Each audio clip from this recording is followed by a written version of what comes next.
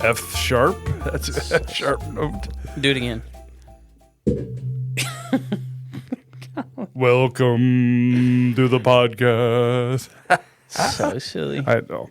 What'd you think of Kariel? You know, I thought Kariel was really sharp. You know, well spoken. I think she really has a heart for the students at the college, and no, I thought she brought a lot of great value and great insight, and I think everyone's gonna enjoy hearing from her today. I really do. She's such a quality person. Yeah. I just getting to know her over the last. Really, I mean, I could have picked any of the medical school students that's on our leadership team. They're all great. Kariel was the first one to come to mind because she's just always, she's a ride or die. You know, she's like, she's committed and she's ready to go, and she's always just so pleasant to be around, and she's just a great leader. Before our cookout this year, which we talk about here in a little bit, it was like the Thursday before. I mean, we're coming up on it pretty quick, and our cards came in. We had some little invite cards, and I shot her a text. I'm like, hey, can I drop these off to you?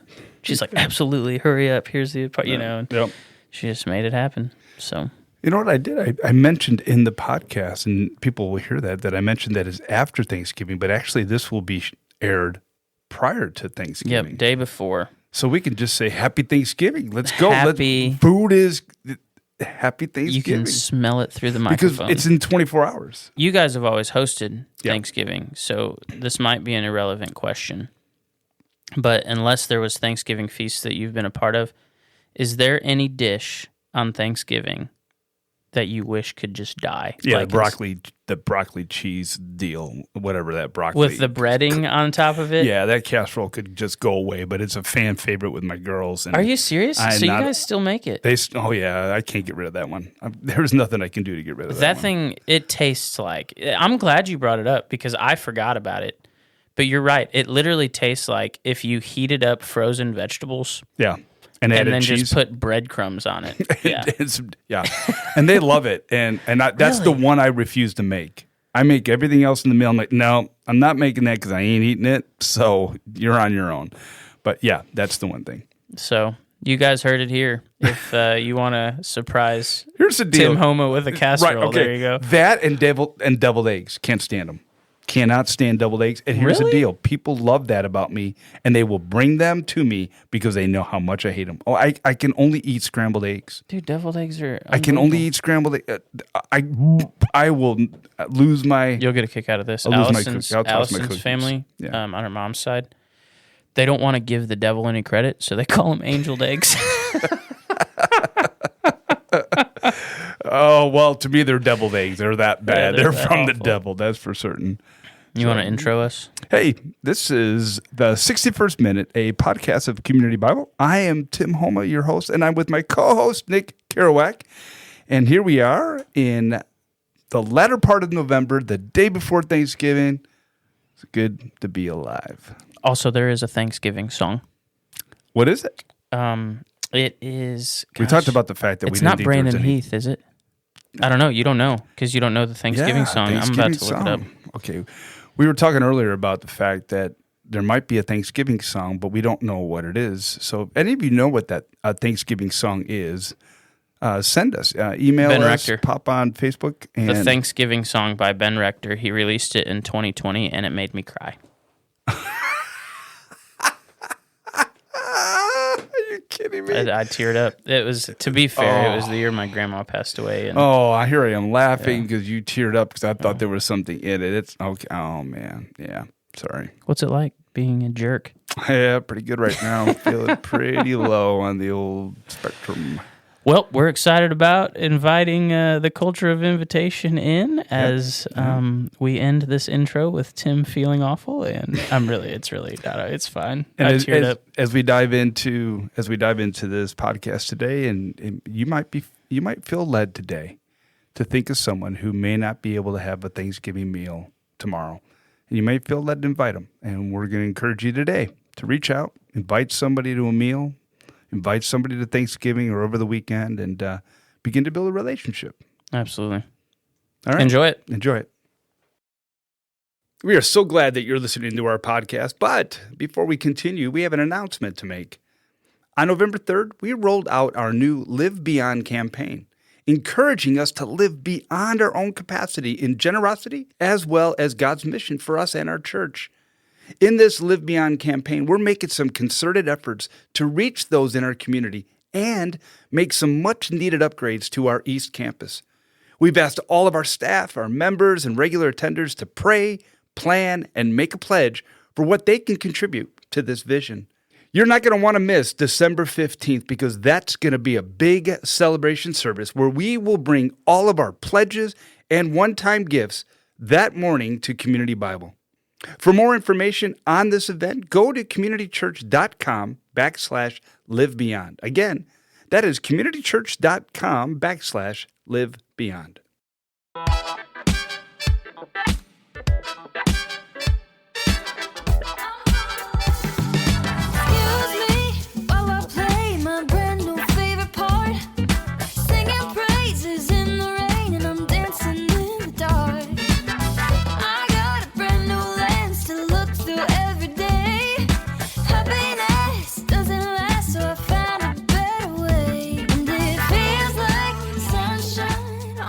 You know why we're going to get a lot of people listening?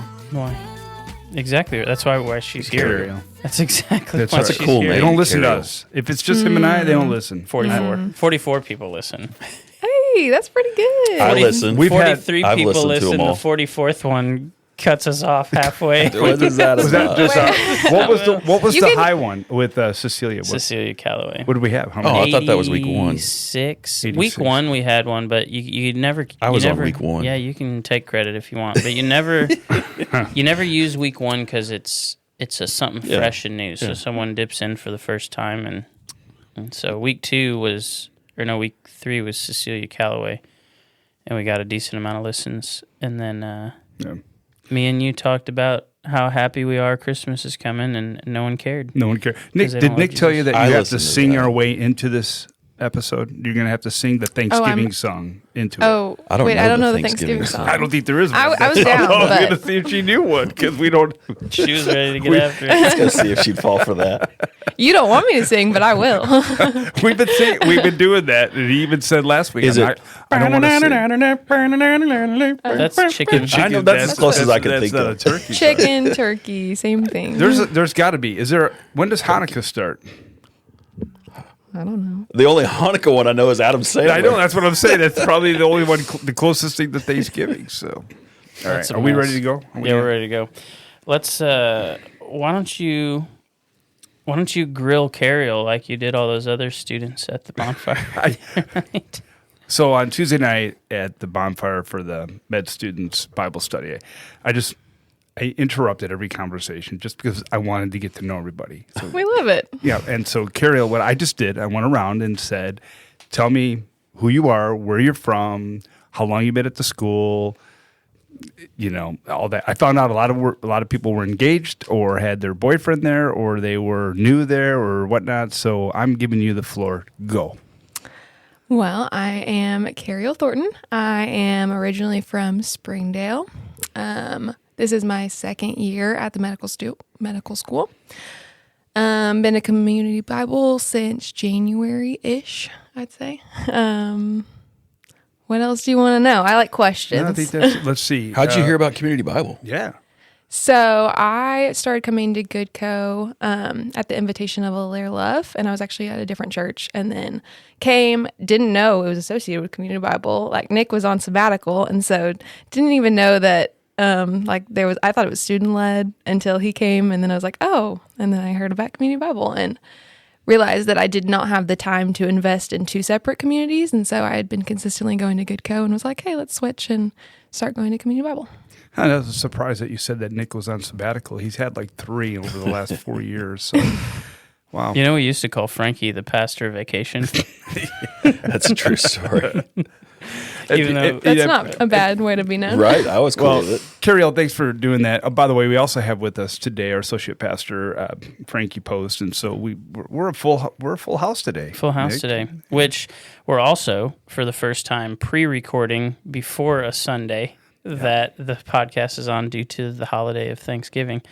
So we're not really going to be talking about what Frankie talked about. We're going to try to talk about what he will talk about. So That's very true. it's a little bit different. But Kariel, tell us a little bit about what is Good Co. I mean, we haven't really in front of the whole church like come out and talked about what Good Co is. So explain a little bit of what that ministry is. We are a Bible study that meets at Olive across the street from the AIC campus, and we share a meal together for like an hour.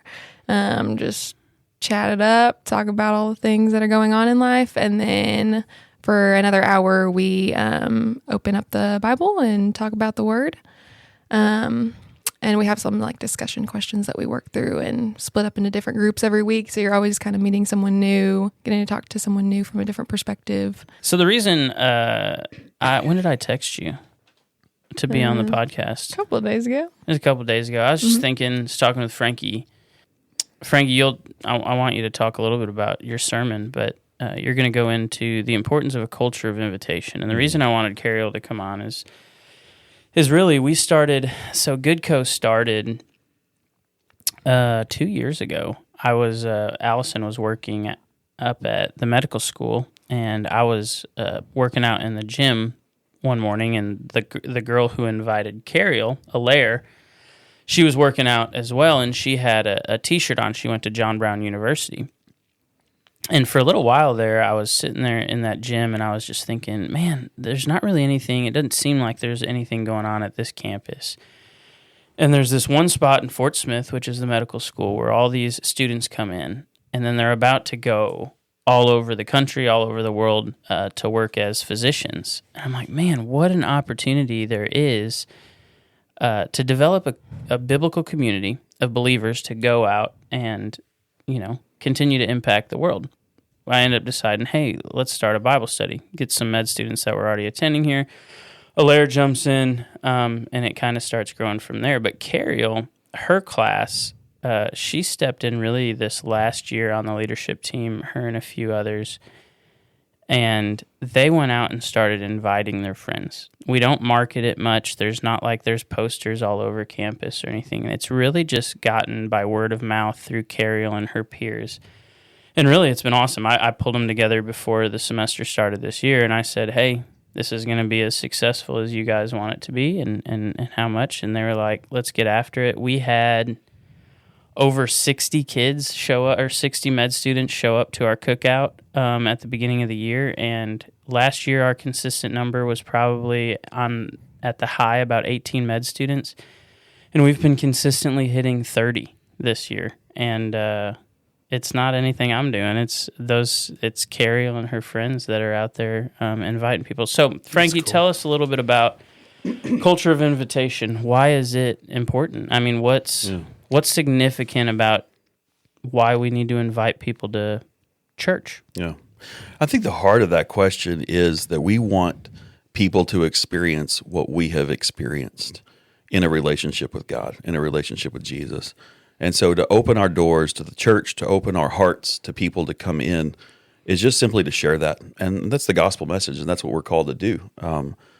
Go, baptize, teach, And so that's exactly what this is about. This is an invitation to do just that and to bring people in and to allow them to be a part of it.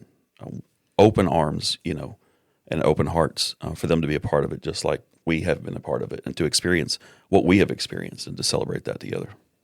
What stops us, you think? The busyness of life, I think, a lot of times stops us. Sin in our own hearts, just self-motivation or just self-consumption to where we don't take time to consider others. I think also if you think about, this is going to be aired after Thanksgiving. And the thought of changing the dynamics at the Thanksgiving, people are going to say Thanksgiving was great or it wasn't. And so it's based off of who's around the table. Mm-hmm. And not just how the food turned out, but the conversation and the fun, because we talked about this already, but the idea of this perfect environment, having this perfect meal at this perfect holiday, And if one thing is wrong, meaning if somebody's not there that we want them to be there, or someone's there that we don't see eye to eye with, can affect how we feel at that meal. That meal can be completely disrupted based off the relationship. Mm-hmm. And that came from what you just said. It's the selfishness of what we want for ourselves. And when we don't look at if we can't put ourselves in the mindset of what Jesus wants from us in the context of relationships, we will miss that opportunity to be the best host that Jesus was at the meals and so forth. And I think that's a good point, that if we think from our perspective, it's always going to fail. It will never be perfect. But if we think it from Jesus' perspective, we have opportunities to love the unlovable, to accept, to forgive, to build a relationship with. Yeah. Kariel, talk a little bit about Goodco as just someone who's attended it. I mean, how has it impacted your life? And get us a little bit of a start. Like, when Alaire asked you to come for the first time, like, where were you at in life? Like, what made you say yes? What was your first impressions when you showed up? Mm-hmm. It was definitely a Lord thing, because I was in my first semester of medical school and felt like I had been hit by a bag of bricks, and it was so hard, and the transition from college to med school was so difficult. And so I was very much needing a godly community. And that Sunday she was like, well, on Tuesday we have it. And I was like, okay, 2 days away. Like, I can't say no. I was kind of nervous showing up for the first time, I remember, but then sitting at a table with some people, and like, there were 2 other people who it was their first time there as well. And so it was very easy to be included, because it wasn't just like this already established community, I guess. I think the truth about ministering to med students and OT and PT is that there's like kind of a lot of movement. There's not always the same people there. But I think the beauty about Goodco, it's not like about the individuals, it's about the community that's been created. And so, like, no matter who you're sitting at a table with, and it's always different, like, you're always still invited and still feel part of that community. The cool part about it is just as we've been working through kind of the table theme, the dinner theme, the very first thing that we do is centered around a meal together. And it almost breaks the nervousness.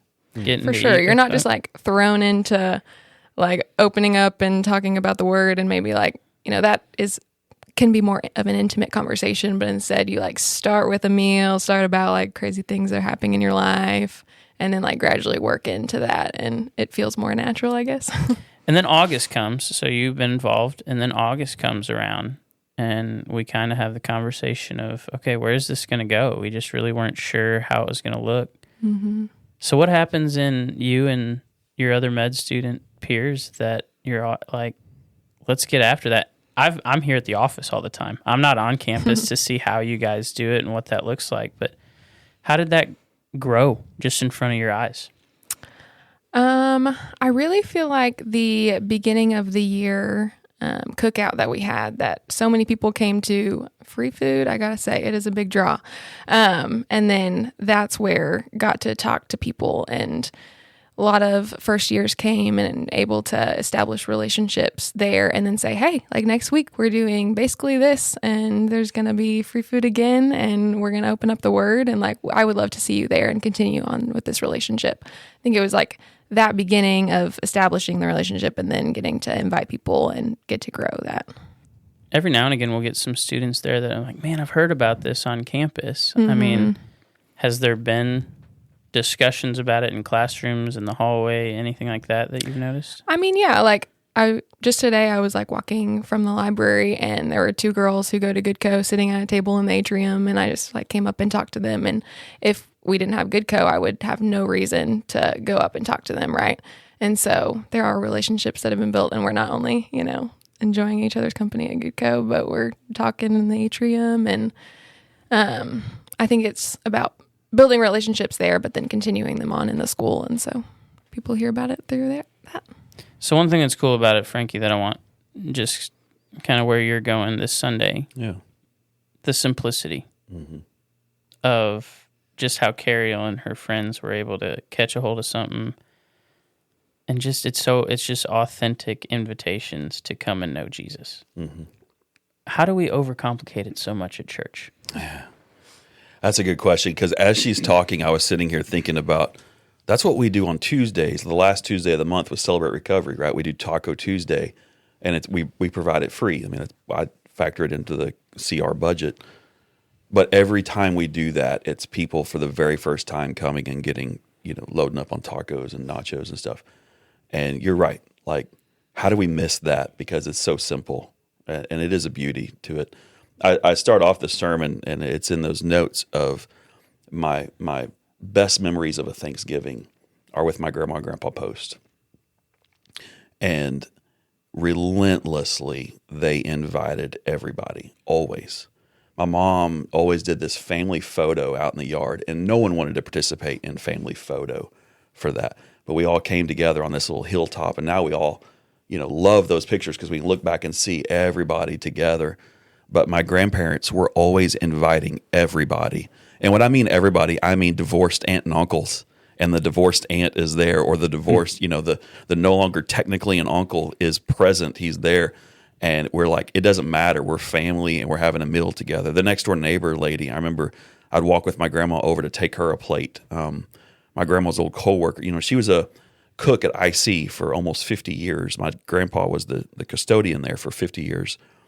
And it didn't matter. You were all invited. Everyone was invited. And so kind of comes back to that for me of it is this culture of invitation, and it's that simple.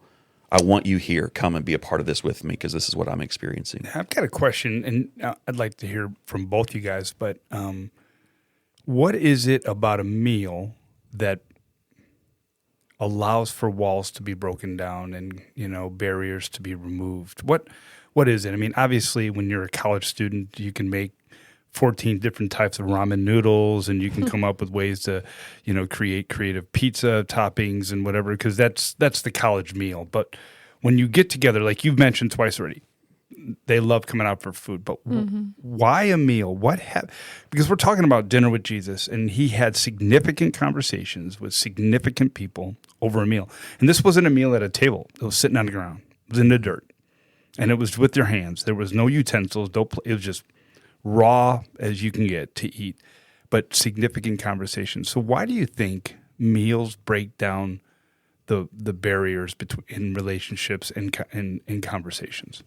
I think one is, I don't know, it brings people together. Like, everyone is going to need to eat dinner that night, and instead of it being so serious of like, let me sit and stare across from you and like answer these questions, instead it's like, hey, we're just gonna like get together. It's more casual, I guess, and so allows for conversation to just happen naturally, where sometimes whenever we want to talk about Jesus, we make it very structured, and it like takes that structure away, and it's like, let's just talk about what's going on in our lives, and let the Lord speak through that. There is nothing eloquent about eating. True. You all have to eat, and so there will be some who will stuff their faces and talk.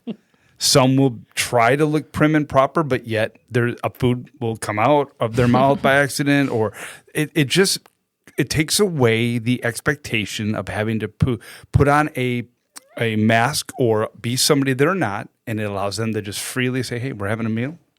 I think that's great. What do you think, Frankie? Yeah, there's definitely vulnerability there. Mm-hmm.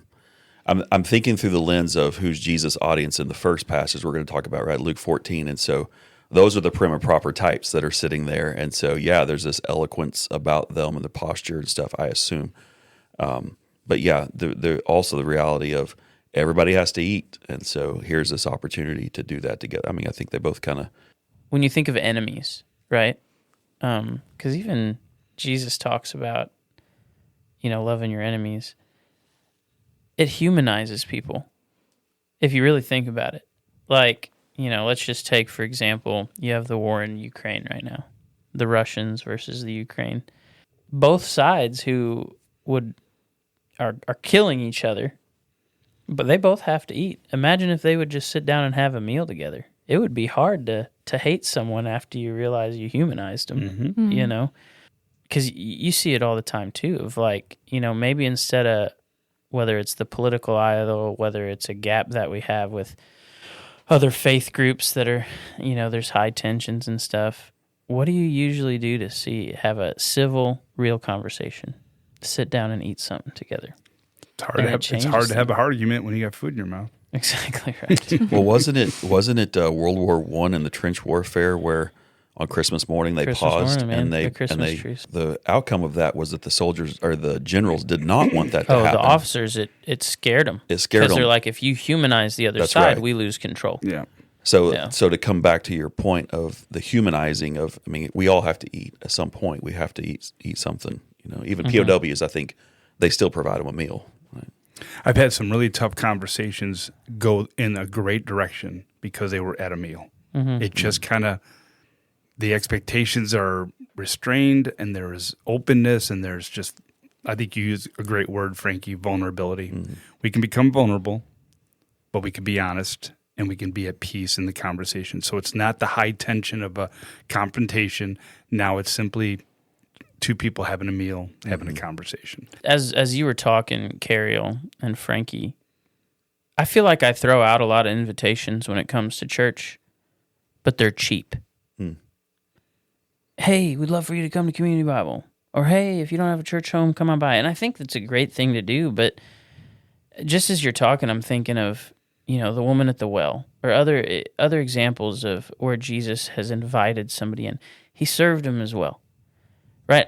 And I think of Kariel's invitation of inviting her friends at school to come to Good Co. And when they show up, it's, oh, hey, we were expecting you. There's a spot at the table. We've got food for you. Everything's prepped and ready for you. How often am I thinking, hey, come on to church, and if I see you, I'll give you a nod or wave at you, but that's the extent of it. I wonder if there's multiple ways where we kind of throw out cheap invitations for our Sunday morning services where maybe it needs to be more of a, say Kariel hasn't come to church and I say, hey, Allison and I'd love to have you at church, and we make a day of it. Like, hey, we're going to take you out to lunch afterwards. We're going to save you a seat next to us. We're going to, walk in with you when you get here. And I'm just not sure. I'm not sure. I feel guilty because I don't do that very often. I think I've been blown away at the times, whether it be at a meal or at a social gathering, where I threw out an invitation saying, hey, we're going to have a Christmas Eve service. I remember one in particular, I did that, and that person showed up. And I was really surprised that she was there. She brought her parents there and to our church. And I walked up to her and I said, man, you made it. You came. And she looked at me and said these exact words. She said, because you invited me. Just invitation. You invited me to come to church, and I came.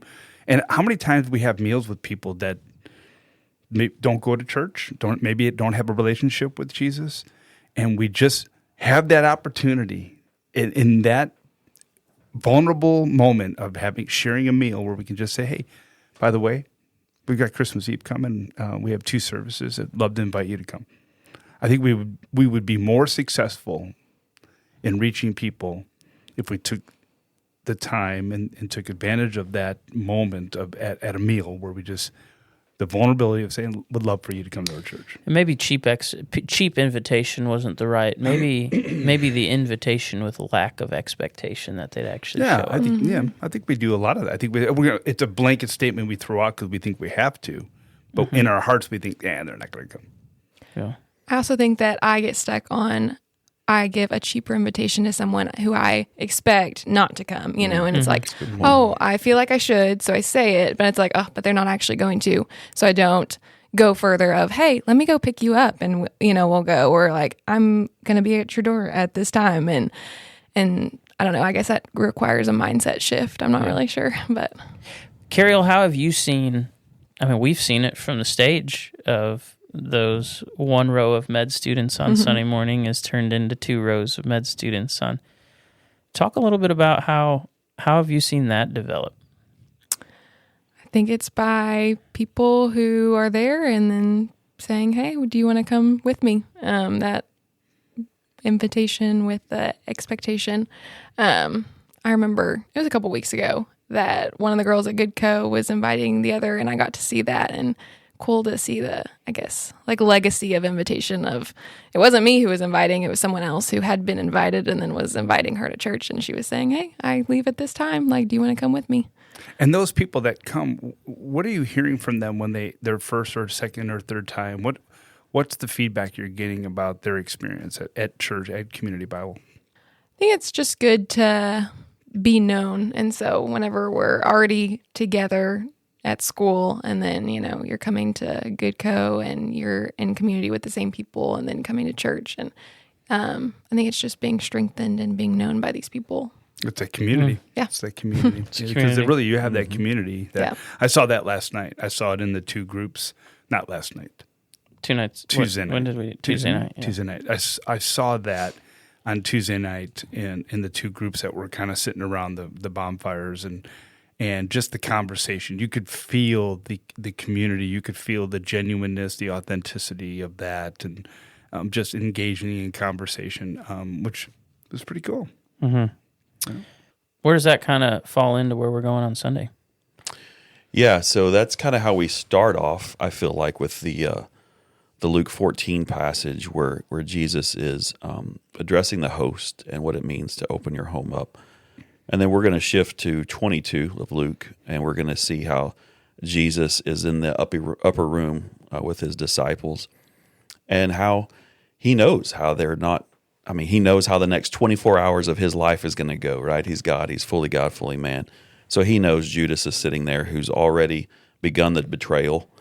He knows that Peter is in there who's going to deny him 3 times before the rooster crows. He knows that there's a group of disciples that are going to run and flee the moment he's arrested. And it's those men right there that he is still willing to have that meal with. And so that's really the heart of inviting all and what that looks like for us individually to invite those, even though our hearts may not be like, hey, yeah, we're tight, we're close, to invite all regardless of difficulty in those relationships. How did Lindsay start coming? Do you know? I talked to her at the cookout. Did you invite her? Mm-hmm. Oh, very cool. So Lindsay, this girl named Lindsay, she's a med student. She got baptized our last baptism Sunday.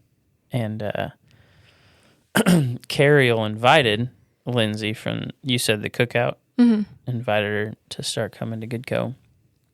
And she started coming, and she was like, she came in like ready to go, like talking. She was in the group text, like, what do I need to bring? Anything. So she was ready to get into it. And so I think she probably came 1-2 weeks, and this is just a cool story for kudos to Kariel and her group. Lindsay reaches out to me and says, hey, I grew up around faith and heard about Christianity, but I never really dug into it, and never really understood it, and kind of looking for a mentor, a teacher, someone to sit down with and kind of talk through it. And we met 1 week and kind of figure out where she was at, and then the next week we met up here at the office and we're talking through it. And I bought her a ESV study Bible, and I got her another NLT Bible, which Frankie probably is shaking his head no, because you always judge me for my New Living Translation. So at least you got her ESV too. So. Should have got her the message. There you go. So then the very next week, I get a text from Lindsay, and she says, hey, I want to get baptized. And I'm like, really? And she said, yeah, and it's the coolest, it's the most med student way to figure out how to, like, that they're ready to put their faith in Jesus and get baptized. She says, I've been reading this Bible almost nonstop that you got me up on my patio, and I read the story of Daniel and King Nebuchadnezzar. And she said, and I noticed King Nebuchadnezzar would acknowledge Daniel's God as the God over all gods, but he would never truly put his faith and begin to follow Daniel's God. And she says, I'm not going to be King Nebuchadnezzar. Mm-hmm. I'm ready to do this. Mm-hmm. And she got baptized the next Sunday. Yeah.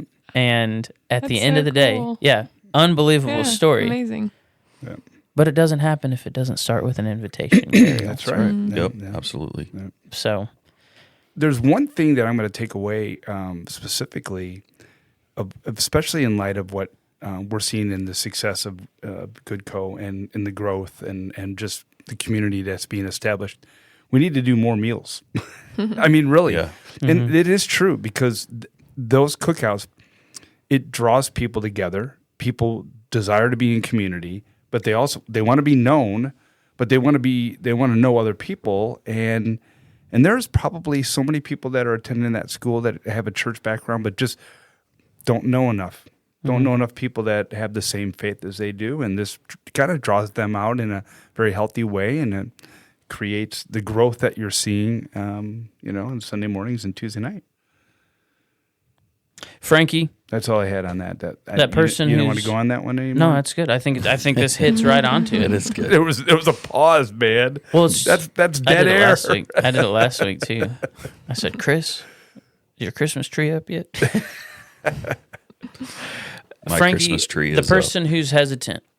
Mm-hmm. They maybe have that person on their mind of, I need to go. Just take the step. What's your advice to them?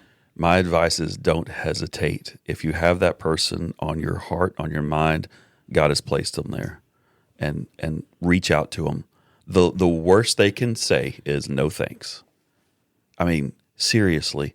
And what happens is these types of stories of this girl that you were telling us this story of, it was all because of a culture of invitation. One of the things I love about Celebrate Recovery is it's always about someone invited me to Celebrate Recovery. I heard about Celebrate Recovery. And the same can be true and is true about Community Bible and about Good Co. It's about someone invited me into this ministry. Someone invited me to this church. And because they did that, then I got plugged in, then I got connected to these people. Then these relationships began. Now we're having these meals together. Now we're moving forward. And then we get to, just as members of this body, we get to see their relationship with others and with God grow. And it's just, that's what this is all about. Kariel, did you ever get any no thank yous? I'm sure. Yes. Absolutely. Yeah, kind of figured. It's we just can't overcomplicate it. Yeah. Back to what Tim said. Thanks. We need to have more meals. More meals. And speaking of, now we're in December. It is food time. It's Christmas time. More meals, but good meals. Come on. That's right. That's right. Kariel's your Christmas tree up? I don't have a Christmas tree. Oh, so no. My goodness. Yeah. That's we're gonna have to. We make need to that get some more happen. Christmas trees. I got the Christmas tree. I even have the nativity up in the front yard. Wow. We decorated. So you haven't decorated your Christmas tree yet, Yeah, I did. Tim? No, we you did. did. It is. Yeah, we did. Usually not till after We usually Thanksgiving. don't, but my wife went ahead. I think it was in the mood and in the spirit. She wanted to decorate it. So it's all done. It's all decked up. Right. We did it. I say we did it. I Watched. fell asleep on the couch while Jones and Allison decorated. Oh, it you last did not night. do it. I didn't. This first But time. she was in a zone, so I was like, first get time I after didn't it. either. My wife did it all. Really? Well, we have different ornaments this year because our other ones are in storage. I still enjoyed it. I mean, What, the snoring? what? Well, yeah. Sleeping? Well, I looked over and Jones is putting one of the little hooks through the ornaments and putting it up. And it was the first year he actually got to, and then he threw like 7 of them after that. What you don't see on Instagram is there's the sweet picture of him putting an ornament on. And then 30 seconds after that, we're yelling at him because he keeps throwing ornaments and he's not listening. So, anyway, Well, hey, good- wrap her up. good We're job. at 30 minutes. Yeah, great job, you guys. Appreciate you being here, and hope that you have a great rest. Your semester's over when? When's the semester over? December 10th. December 10th. So we're getting close. We're getting close. All right. I think we'll have a few more med students listen next week. Yeah, so. that'd be awesome. Since- Let's promote the Since the podcast. All-Stars on, our All-Star, Kariel is on.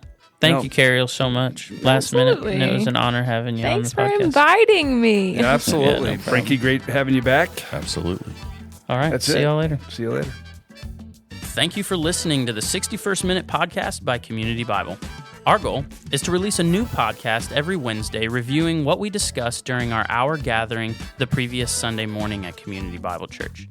If you don't have a church home, we would love for you to join us on Sundays at 9 o'clock or 10:30 a.m. live at any of our 4 campuses. Also, you can watch online or review Sunday morning sermon at communitychurch.com/messages. Again, that's communitychurch.com/messages. Tune in for next week's episode of the 61st Minute Podcast by Community Bible on main platforms like Spotify, Apple Podcasts, or anywhere you listen to your podcasts.